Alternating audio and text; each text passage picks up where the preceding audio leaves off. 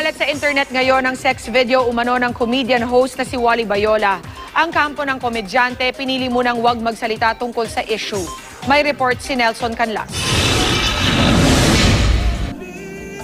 Kumakalat ngayon sa social media ang isang sex video umano ng komedyanteng si Wally Bayola kasama ang isa raw EB-Babe dancer. Ayon sa Philippine Entertainment Portal o pep.ph, na-i-upload daw ito sa YouTube kahapon at kumalat na rin sa iba pang social media sites. Hindi pa rin daw matukoy kung sino ang nasa likod ng pagpapakalat ng video. Sa gitna nito, minabuti ng kampo ni Wally na manahimik muna hinggil sa issue, maging ang sinasabing EB-Babe na sangkot umano sa video.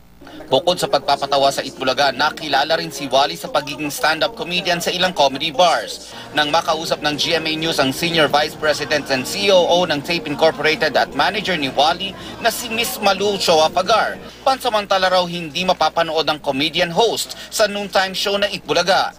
Posibleng kasuhan ng sinumang nag-upload ng video sa ilalim ng Republic Act 9995 o Anti-Photo and Video Voyeurism Act of 2009. Bawal din kumuha at magpakalat ng mga litrato o video ng maseselang bahagi ng tao at kanilang sexual activity nang wala nilang pahintulot. Maaari ring makasuhan ng mga simpleng nag-share lang ng video sa social networking sites at sa email.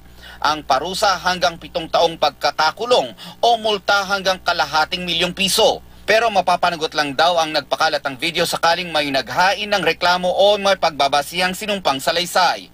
Nito lang nakaraang buwan, humingi ng tulong sa NBI si Chito Miranda matapos pagpiestahan sa internet ang kumalat niyang sex video kasama ang kanyang nobya. Nelson Canlas, Nakatutok, 24 Oras.